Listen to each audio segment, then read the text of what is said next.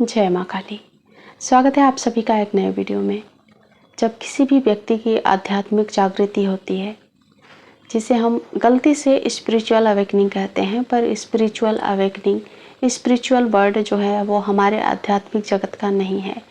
तो आप अब से आप आध्यात्मिक जागृति कहेंगे, ना कि स्पिरिचुअल।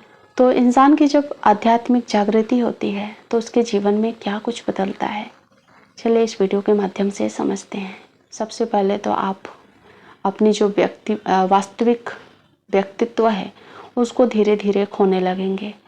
आपका दृष्टिकोण बदलने लगेगा। जिस दृष्टिकोण से आप चीज़ों को देखते थे, जैसे कि आप मूवी देखते थे, उसमें घुस जाते थे एकदम। आप किसी के दुख को देखकर दुखी हो जाते थे।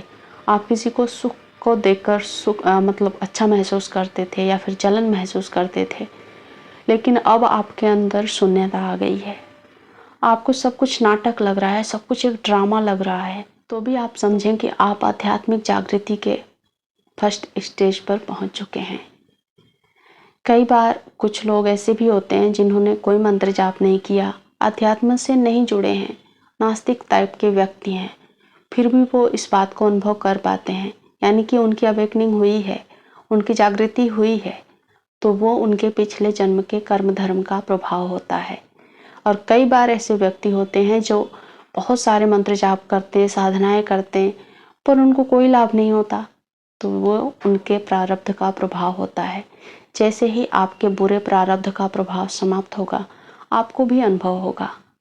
और आध्यात्मिक अनुभव क्यों जरूरी होता है, मैं अक्सर वीडियो में बताते रहती हूँ।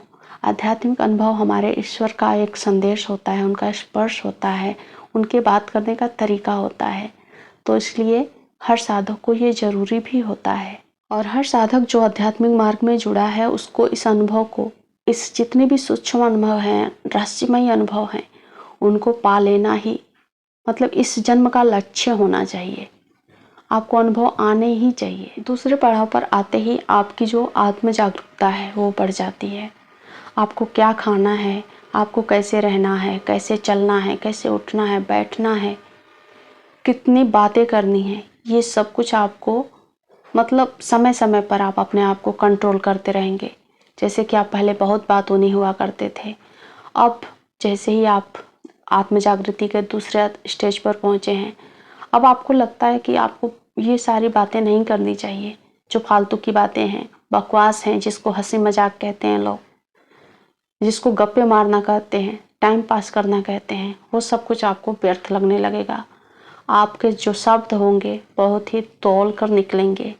किसी को इस शब्द से दुख ना हो, किसी को इस शब्द से ठेस ना पहुंचे।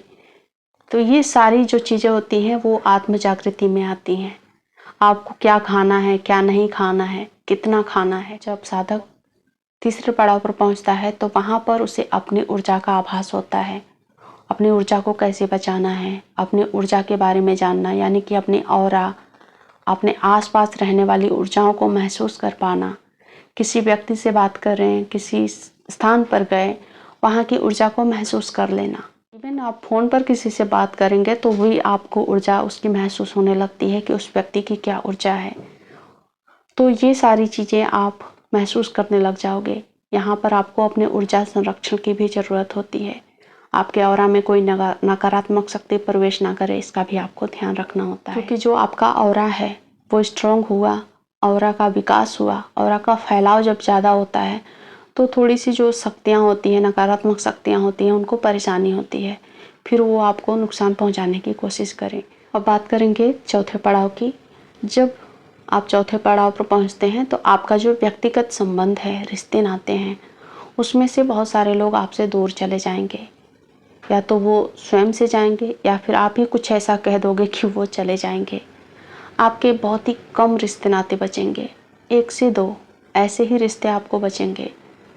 अगर आप सच में आध्यात्मिक जागृति में हैं, आप डिप्रेशन में नहीं हैं, या फिर आपका मन इस दुनिया से नहीं भर गया है, तब की मैं बात कर रही हूँ। अगर आपका सच में आध्यात्मिक जागृति हुआ है तो आप 1 से 2 लोगों तक ही रिश्ते को अपने सीमित कर पाएंगे। सारे रिश्ते ख़त्म हो जाएंगे, आपके व्यक्तिगत संबंध भी ख़त्म हो जाएंगे। आप सिर्फ अपने ईश्वर के साथ जुड़े रहना पसंद करोगे, उनसे बातें करना, उनके साथ रहना, उनके भजन में रहना, ये सब कुछ अब आपको अच्छा लगने लगेगा। कोई भी बाहरी जो शौक़ होते हैं, जो श्रृंगार होते हैं या फिर घूमना फिरना, ये सब कुछ आपको व्यर्थ लगने लगेगा। जब भी कोई व्यक्ति आध्यात्मिक जागृति के 5वें पड़ाव पर पहुंचता है तो वहाँ पर आपके अंदर का अहंकार पूरी तरह से जलकर समाप्त हो जाता है। चाहे वो मंत्र जाप के तप से हो या फिर नाम जाप के तप से हो, जो आपके अंदर का अहंकार है वो पूरी तरह से समाप्त हो जाएगा। फिर आपको अगर कोई बुरा भला भी कहता है तो आपको बुरा नहीं लगेगा, क्योंकि ये अहंकार ही हमें अच्छा या फिर बुरा फील करवाता है। जब हम अहंकार रहित हो जाएंगे तो हमें कुछ भी महसूस नहीं होगा। हमारे बारे में कौन क्या बोल रहा है, हमारे बारे में कौन क्या कह रहा है, हमारे पीठ पीछे या फिर सामने भी बैठकर बुराई करे ना, तो हमें कोई फ़र्क नहीं पड़ेगा। तो जब व्यक्ति अहंकार से रहित हो गया तो समझो उसकी आत्म जागृति हो गई। कई बार मैं कुछ संत सन्यासियों को भी सुनती हूँ तो उनके अंदर कहीं ना कहीं अहंकार का भाव जीवित है, अभी भी जीवित है।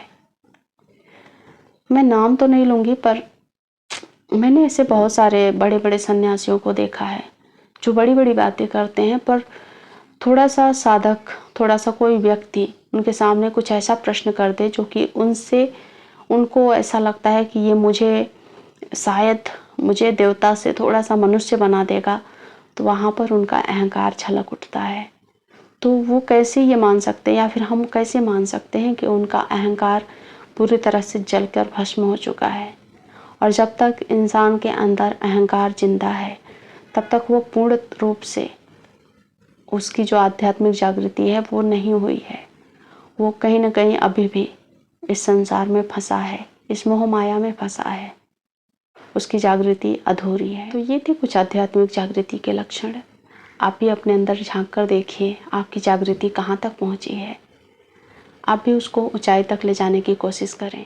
उम्मीद है इस वीडियो से आपने ज़रूर कुछ अच्छा ही सीखा होगा। और भी ऐसी वीडियोस देखने के लिए चैनल को सब्सक्राइब अवश्य करें, मेरे साथ जुड़े रहें। मिलती हूँ अगले वीडियो में, तब तक अपना ख्याल रखें। जय माँ काली।